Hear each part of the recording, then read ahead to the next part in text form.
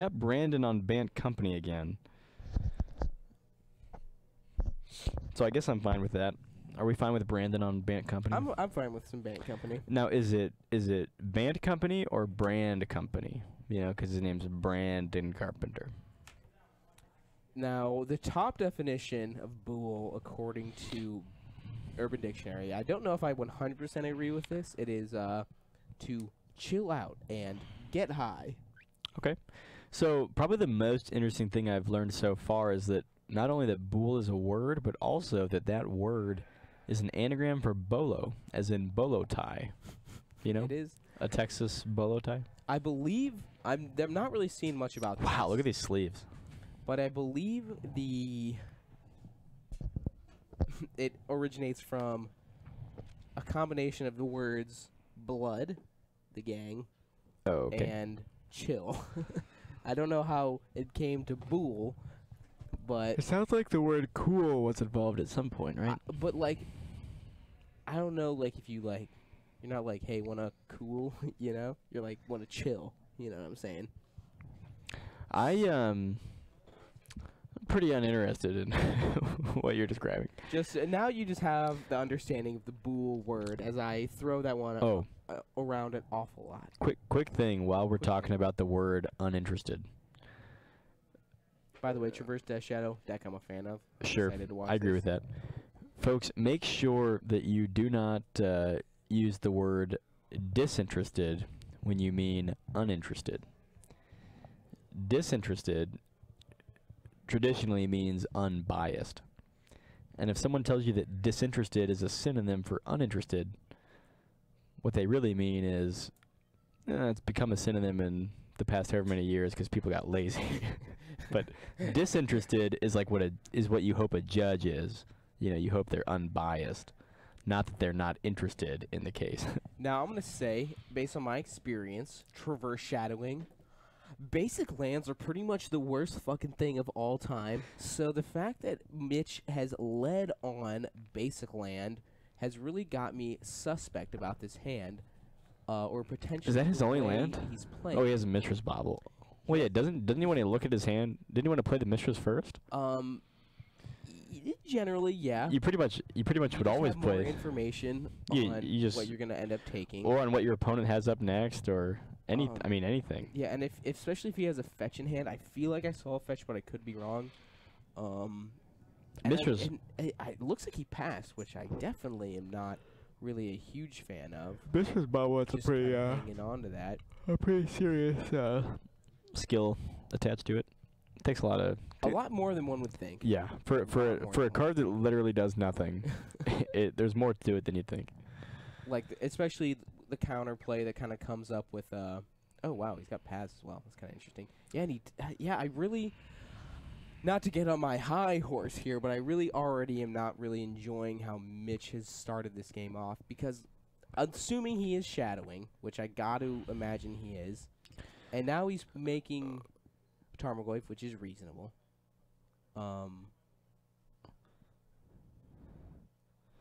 So on his upkeep, he's going to bobble Mitch, so that way he will not draw a card in his own upkeep. It'll be then the upkeep of his turn. So like, why don't you do that bobble before you did anything else? Yes. See, and Like- that's the thing. You just want as much information as possible with your thought Like- seizes, with your land drops, with everything. Like so far you've played a swamp, a thought seize, you shocked an overgrown tomb, you played a goyf, all the while without having played your Mistress Bobble. Yes, and the inclusion of Path in this deck is, like I'd have to see his list, but it seems very bold to me. Yeah, I think I'd when you have push, I mean, Path is just such a problem when you're giving your opponent mana. Mm-hmm. And this, you know. Now, I gotta say, I don't know why Mitch is thinking so hard here. You have a Liliana in your hand. You actually have two Lilianas in your hand. Yeah, make him sack the You knight. the land, Yeah, or you put the land into play, and then you use the Liliana to minus, and then you attack for 4. that's a pretty good play. Yeah, Seems pretty. maybe he just wants to make sure he doesn't mess it I'm up. wondering what he's considering playing around. I think maybe he might be thinking of like using this push and deploying another threat, but the thing is, Lily is a threat. Your opponent has to deal with that, or they are going to lose to it. Yes, especially with their creature deck. So swinging with the Goy first is fine. That's definitely one other line I'd consider. So if he is playing at just a regular Abzan Traverse list, and not Shadow, that would make a lot of his plays make a lot more sense, which is maybe something that we're hearing. Well, the list we have it's called Traverse Shadow. Yes, so maybe we want to change the name of this to just regular Abzan Traverse. There we go. Okay, this makes a lot more sense. A lot of his plays are making a lot more sense. Well, I still don't love the bobble. Not being the bobble sequencing was, I think, not, and I hate this word just because of how frequently it's thrown around poorly. I believe his use of bobble was objectively incorrect. Yeah, it's not always true, but or maybe not even objectively incorrect. Maybe that's still wrong, but I definitely disagree with it. Just you want as much information about your Thoughtseize targets as possible. So night number 2. Hopefully he has a way to trigger. Well, now he's just got a bunch of lilies. You could just not even. I could honestly see plussing cast. I could a lily. I could see not even. Another lily. I could see not even bothering plussing this lily. You could just play your lily. I mean, does he have? I think he has 2 additional lilies. Oh, he has 3 lilies. I think so. Oh, okay. Well, if that's the case, I don't hate plussing and then playing the other one. and then playing the other one. Yeah. Are you sure he has 3? I could be wrong. Because if he thought just he had another one. if he just had 2 total, I like not plussing and playing the lily. I think that's a fine play. I think I see another lily in his hand, so we'll see. I like the attacking before they're casting it. Yep, definitely the best way to do it. Because maybe you get a free hit in. Also, a little thing. Putting the dice on your actual Tarmogoyf is kind of playing with fire a little bit. Yep. You can get in trouble with the rules a little bit. Why would we path there? I don't hate the main phase path. He does have the extra lily, so I was right. I think I would have preferred. Given that we have the lily, why do we path? Yes. That is my question. I think I personally would have liked just playing another lily and minusing there. You've kind of effectively. I mean, right now, you have the game essentially locked up pretty much no matter what happens. Well, that's not. You just give your opponent this land. What if your opponent this turn goes? If your opponent plays Birds of Paradise, what if your opponent plays Jace the Mind Sculptor and Birds of Paradise? Well, he's gonna play Birds and Geist, which is a thing. That's not bad. The bird is just gonna get pushed, and then the Geist is just gonna get minused, and then he's basically just dead. Yeah. So he scoops him up. But yeah, I mean, a company there could have potentially brought him back in the game. Jace would have been good there. Jace would have been good there. Bounce the Goyf. Yeah, so I think there were some slight sequencing errors on behalf of Mitch, especially with that Mishra's Bobble. Yeah. I think a lot of times with Mishra's Bobble, there's like people try to get fancy with it. It seems from an outsider perspective. But I don't think that game was played poorly on the behalf of either. Just some slight sequencing errors, and I feel fairly comfortable using the word error. So we're sure he doesn't have Death Shadow? I think that's a safe assumption. Given that he has the path, probably no. Path in Death Shadow list would be pretty bold.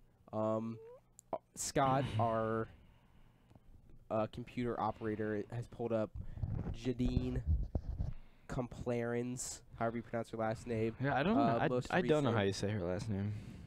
Pulled up her most recent article, I believe. One Siege Rhino, big fan of that. One Siege Rhino. Wish it were 2, but I can understand 1. Well, you got that traverse. That traverse value. Yeah, don't you want to traverse and then get another one? Probably not. 4 mana is a lot of mana. I think that Siege Rhino is 5 mana is even more than. I think Siege Rhino is pretty good in this Bolt Bloodbraid meta. Like people say, I'm okay with people. I hope people play, and I love fatal pushing. Pushing Siege Rhinos? Yes, that's one of the best feelings. After you took a Helix to the face? Oh, yeah. I mean, I like the Helix a lot of the time. Or it's on Death Shadow? Sure. A wash. I actually... Especially since I'm not scared of Bolt. I think Siege Rhino is really sweet. So people say, like, obviously, Bloodbraid is so good against control decks. Classic college, am I right? I guess. People showing a Snapchat to Mark. People say that Bloodbraid Elf is really crowded out other black-green mid-range decks because Bloodbraid is so good, especially in the control matchup. But I actually think that Siege Rhino in the mirror, I think I'd rather be on the Lingering Souls Siege Rhino deck against my opponent's Bloodbraid Bolt deck, don't you? If we were playing that Abzan versus Jund mirror right now. Not that the mirror is the most important thing of navigating the meta, but I think Siege Rhino blocks Bloodbraid Elf, doesn't die to Bolt. Helix is not irrelevant. Trample is very good. Yeah, I definitely think. And Lingering Souls is good in that match. Abzan as a deck is seeing a lot less play than it should right now. I just think people are all excited about. Bloodbraid. Yeah, I think that's there's certainly a bias that tends towards the excitement novelty factor of Bloodbraid in Modern. I think the slower the format gets, the better and better Abzan is going to get. Sure. But the thing is, it's metagaming in Modern is kind of futile. That's true, but I will say this. Stony Silence and Path those are especially Stony Silence, that's a hell of a card. And Jund, as great as Jund is at some things right now, I would feel comfortable playing the affinity matchup against Jund all day right now. I mean, especially game 1. Bloodbraid Elf is not a good card in the matchup. Most of the time you just can't even afford to tap out for 4 and not know what you're going to hit. Like, if you're sitting on a Bloodbraid Elf against Affinity, you can't just tap out. Like, what if you go Bloodbraid into Goyf? You might just lose the game. But if you go Bloodbraid into Kolaghan's or Bolt, you might win. But you just, so the card's so bad in the matchup. I'd much rather be playing Hold on. Abzan. I just want to point something out right quick. What's up? There's a chance that we're about to see, if he spikes a land. A Golgari Charm? No, a turn 3 Elspeth Knight Errant. Or Elspeth Sun's Champion. Out of Brandon. Yes. He's got one in his hand, and he has 5 mana right now. Yeah, yes he does. That would be pretty sickening. I played turn 3 Sigardas, but I never cast a turn 3 Elspeth. A Golgari Charm would be pretty funny here. That would be good. Oh, too bad. God, that would be such a blowout if he Golgari Charmed. Oh, no third land. Does not get there, but you know what? Scooz is pretty good here. Enjoy. You're never turning on that. Swing for 1. Yeah, swing for 1. Do it. Oh, come on. No honor. You could probably swing for 1 and get away with it there. Definitely. It's not like you're going to need to use 2 green mana against Mitch with Scooz here.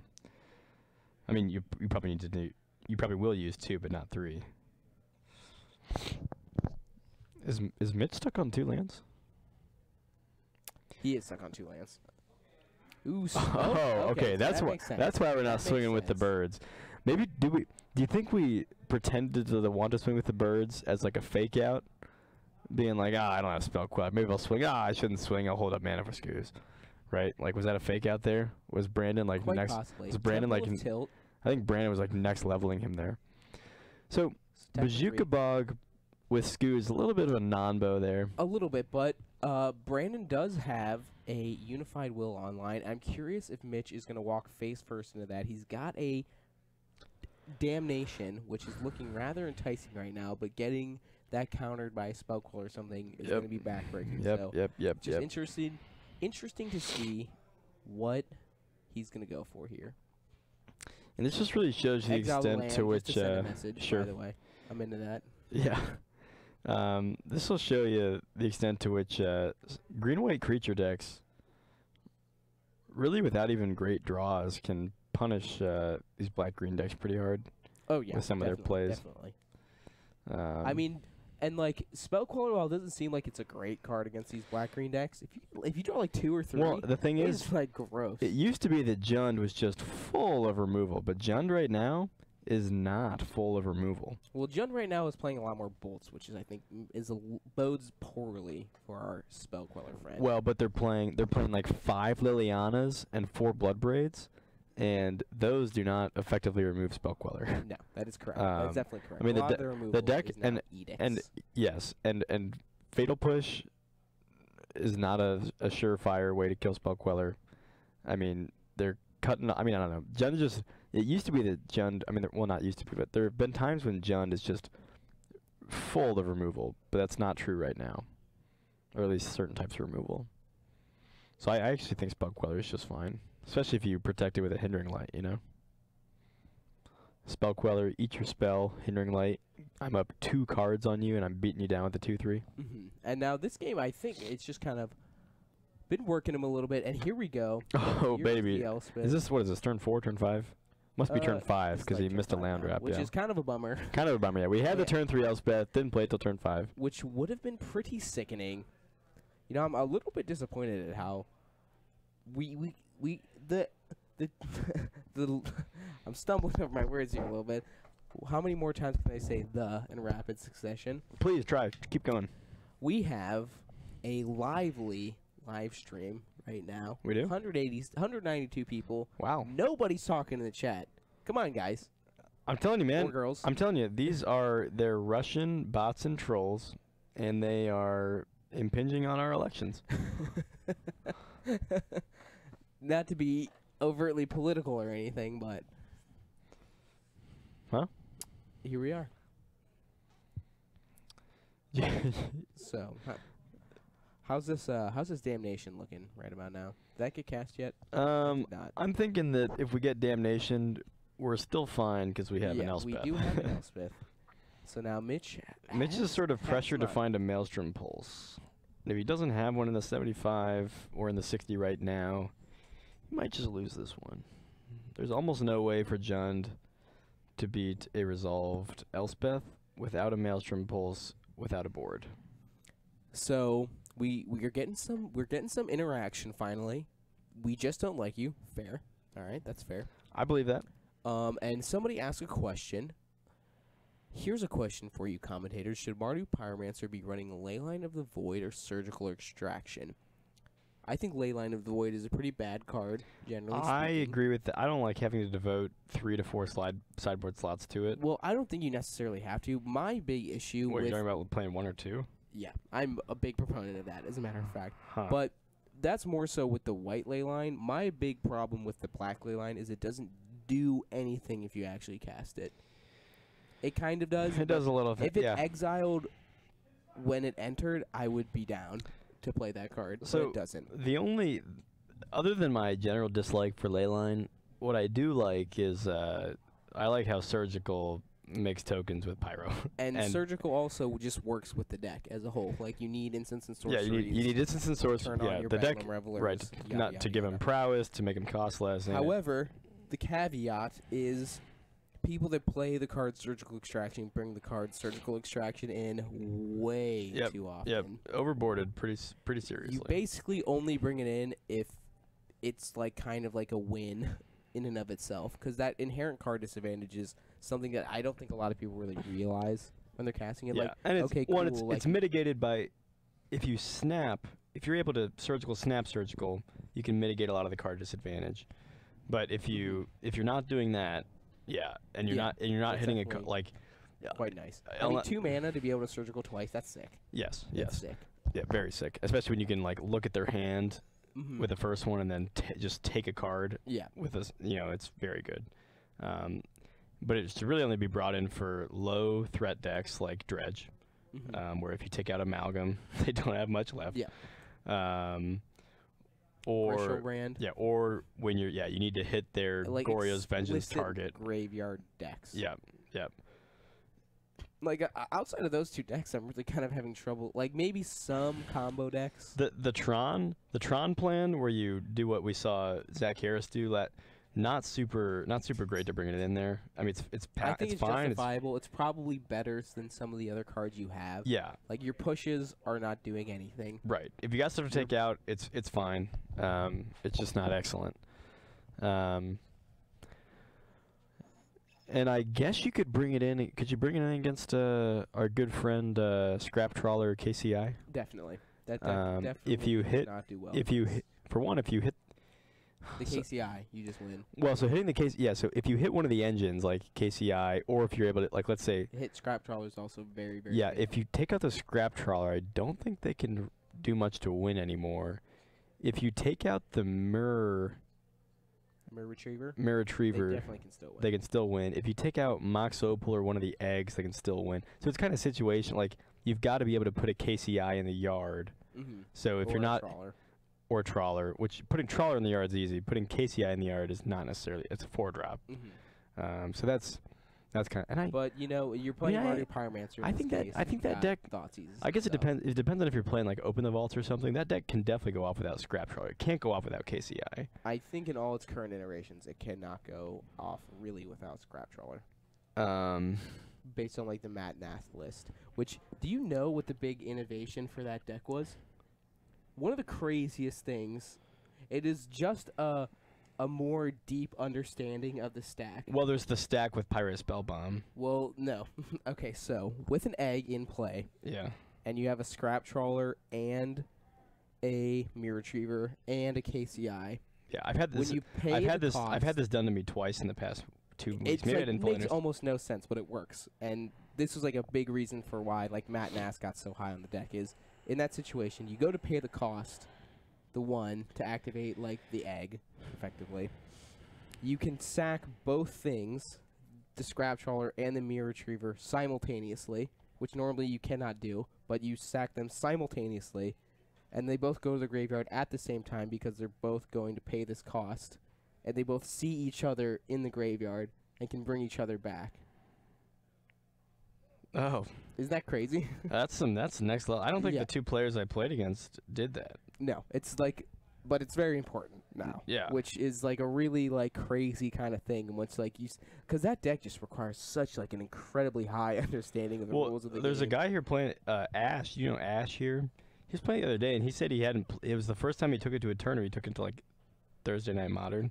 But I played against him, and he had a pretty competent mastery of the goldfishing. He's like, oh yeah, I practiced a little bit before I actually sleeved it up and all that. I'm like, oh I think you're playing it really well. But I'm not sure he was doing that. Do you think was he doing that and I just wasn't paying enough attention? There's a chance, but maybe not. Maybe not. I mean, that's like something that I had to have explained to me in a video and then like rewatch that like 2 or 3 times because that's such like a crazy. Yeah, that's pretty deep. We're going deep. We're delving. Yeah, let's But we're see. not exiling cards Billy from Billy graveyards. probably knows what's up quite well, and he typed out a little comment. What did he for us. say? Mana abilities do not use a stack, which Yes. is why you can stack Trawler and Retriever to generate 4 mana, which is why the Trawler will trigger and be able to target Retriever, and Retriever can target the Trawler. So Right, because pretty- mana abilities. Right, KCI is a mana ability. That's interesting. But yeah, it is a pretty crazy understanding of the stack, and that's just so cool. The rules in this game are so complex that Yeah. shit like that is still getting discovered. Yeah.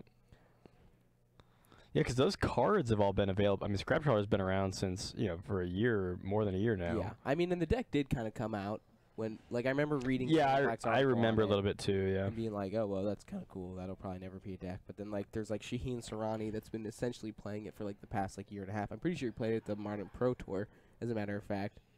Didn't do very well. I actually think he did Did he get like? very medium. Okay. I think he did very. I'm fairly certain he day 2'd, and that was not with the Mirror Retriever thing. Oh hey, we got the Eli voice tokens here. These are pretty cool. Do you know what these pictures are? This voice token. So it's Eli Cassis on a horse or something. no. Is he on the elemental token? Yes, but what else? Anybody in chat? What's Eli wearing? Kind of want to look and just guess based on what he's wearing. You'll probably be able to get it, but you also don't play the same decks that I do. Cassis token. Don't look in chat; it's cheating. I'm not going to. Do you I recognize? have honor. Do you recognize what he's wearing in this pic? If I can just fucking zoom in. Apologize for the profanity. Watch your profanity. Have you seen that video? No. Are you kidding me, Bing? I Google Eli Cassis token, and I'm just getting all this dumb shit. Okay, I'm just gonna tell you. No. Okay, No, fine. you're not. God, Brandon has a lot of cards in hand. That Bajuka Bog is looking grim. Unfortunately, Look at what comes up on Bing when I search Eli Cassis elemental token. that's pretty. That's There's pretty. effectively porn. Just go to showing up. go to Google. Oh my god, this is so bad. It's crazy how bad it is. We're not sponsored by Bing. Okay, we got another birds. So if if Brandon can't find an answer for this Lingering Souls activation, that's pretty bad news for him. It just puts Mitch way ahead on board, and I don't think Brandon really has an easy way to... Do you recognize what that token is? He's not on the elemental token, is he? Huh. Let me try to guess. God, these pictures are so small.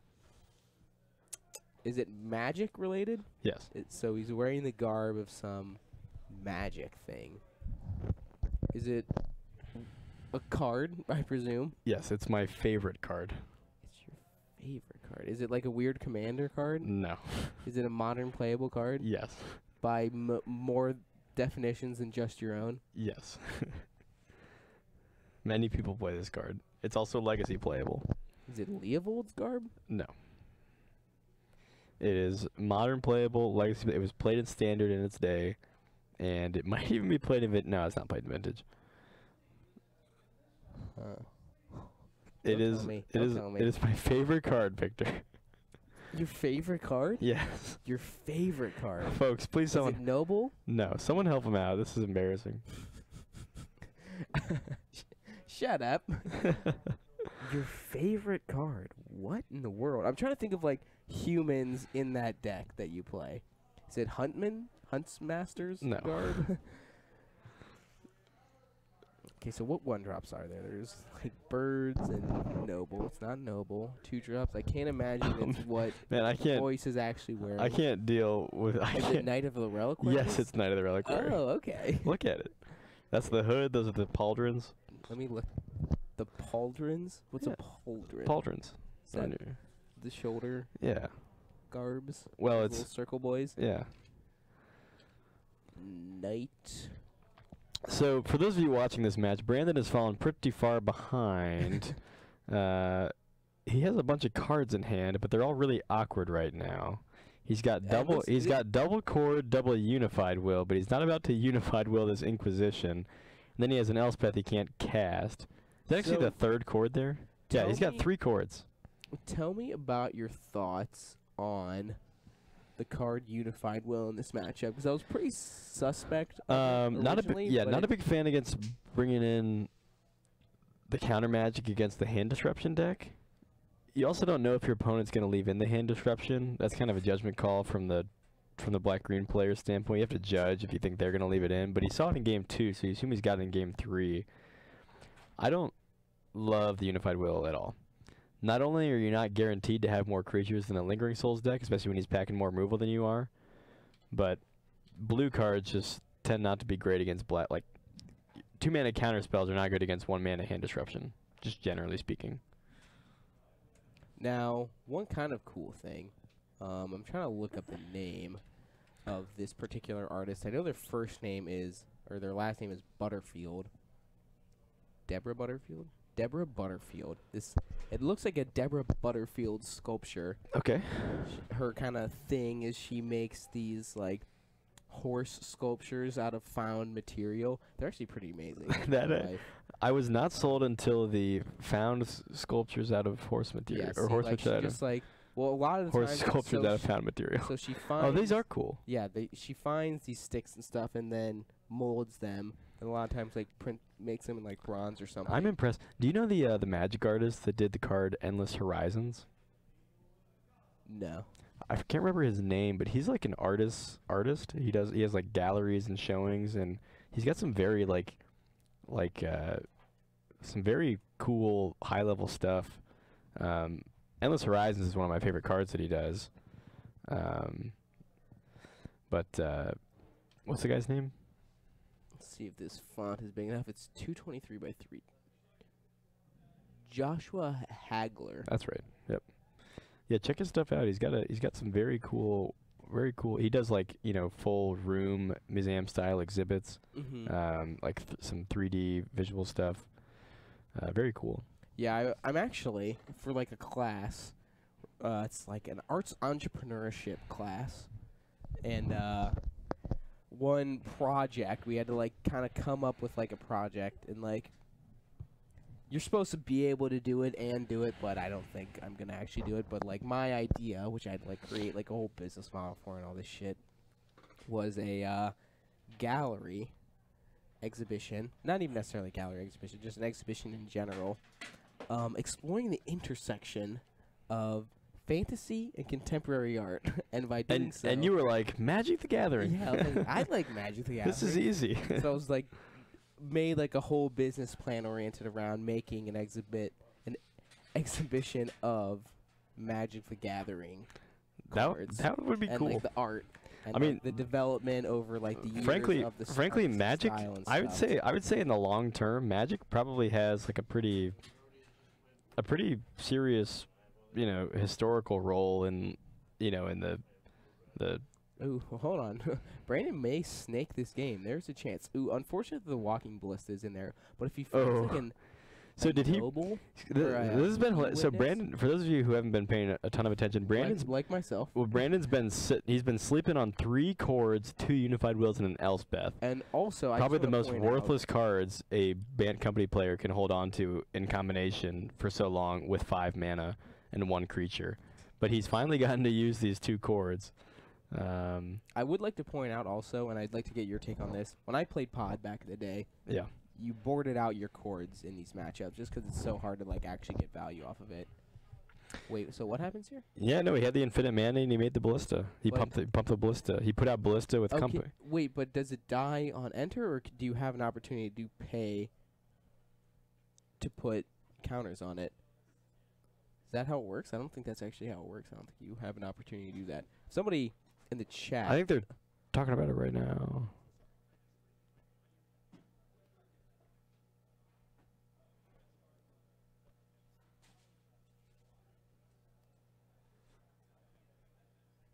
Oh, they're actually. You're correct. Yeah. He put the ballista in off company. And then he just scooped immediately. Yeah, in response. his opponent scooped, and now they're trying to recreate the game. Good luck. But you Good can't. luck. Recreating the game is also questionable from a rules standpoint. Yeah, the ballista definitely. Yeah, there's no chance to activate the ballista Just the before opponent before saw it dies. and was like, "Oh, I'm dead." Okay. Yeah, the ballista just dies. I don't know why. I Yeah. don't know what the wording used by either players was. Yeah, the chat is just kind of confirming what we said. Hopefully, Brandon didn't say anything like, "Ballista, you're dead." That would be kind of scummy. Not necessarily Yeah. ethically wrong. I think you can make an argument there. Well, Brandon was but- he's either at 4 or 6 life. We have 4 showing. I thought he was at 6, but I mean, he would have. his opponent had only 2 lingering souls in play. I think he had the full 4. He definitely had the full 4. The 4 souls. Yeah, he just flashed it back that turn. He definitely had 4. Folks, this is quite the scenario. I don't know exactly what Brandon said to his opponent, and I don't know who scooped up their cards first. You know, that's unfortunate. You hate to see it, folks. You You hate to see stuff it. like that. Kind of a downer end. I don't want to be presumptuous and say Brandon was trying to. I think it's just a typical miscommunication Mhm. problem. We've all been there. I've certainly been there many times. I definitely strive not to scoop when I don't understand what's happening, or I presume, or like based on the words that my opponent says to me. I almost never scoop unless it's in my competitive interest Mhm. because of the timing of the match. What's up, guys? Hey, yeah, thanks for sticking with us. Yeah, we had a long evening there. I think we started off kind of slow. We had some kind of we had some very unfortunate wonky matches. matches. We had You Well, know, I that'll c- happen sometimes. yeah, That'll we happen just had people get sometimes. clobbered. We got people mulligan themselves out of the game, blood moon Or themselves out of the chose game. not to mulligan. Chose not to themselves. mulligan themselves out of the game. Yeah. So there was a lot going on there. Yep. It's been a real journey. Yeah, Some we- might say a search for Escanta, Shut up. a journey to eternity. There is a chance. Hadana's I don't Climb. know if Brandon also had a cord in hand. There's a chance he had a cord in hand. Cord but number- no. Chord number 3. People are confirming that he did just have the Unified Will and Elspeth in hand. He did have outs if he drew an Eternal Witness, if he drew Oh. another chord, if he drew I think that's it. If he had a Staticaster, like, I don't think he's playing Staticaster though. So He had a couple outs, like maybe anything he can sink that infinite mana in. well, yeah. If he had a Cord Company or an E-Witness to get the Ballista back, yeah. But otherwise, his opponent may have. Well, also a random card like Scoop. Kitchen Sphinx or some sort of incidental life gain could also win him the game. Because he was at 4, his opponent had Or 4. a Spellcaller to block play. some of the souls. Yeah, something like that. Probably had quite a few outs. I would be really surprised if he had a Staticaster. I don't think we saw red in any. Yeah, of the games I don't think we so either. saw But on you could Wednesday. always keep your Steam vents tucked. You know? As Billy said, Dustwatch Recruiter, just again a thing to sink that infinite mana into. Yep. Aside that though, it's unfortunate that that scoop phase happened a little bit early. Yeah, you hate to see it. You hate to. Yeah, I hate to see it, folks. All right. Well, anyway, we will be back. That wraps it up. Yeah. Well, catch us on Tuesday. John Douglas and Taylor Gunn will be here commentating. I'm gonna try to make it down to play. Yep. I'm gonna. I might as well. And then on Wednesday we'll be hearing from who does Standard these days.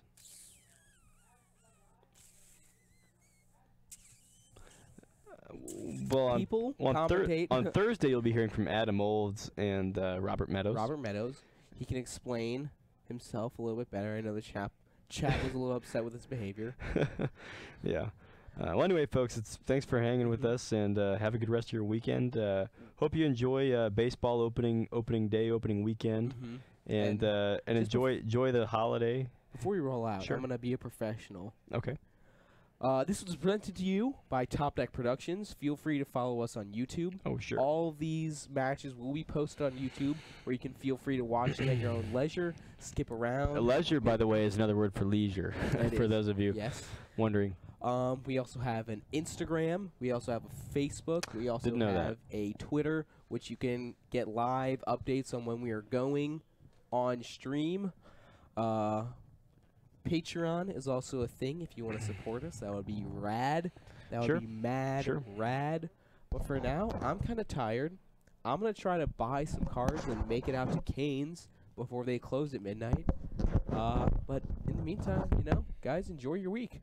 He's already done. He's already thrown his shit off. He's out of here.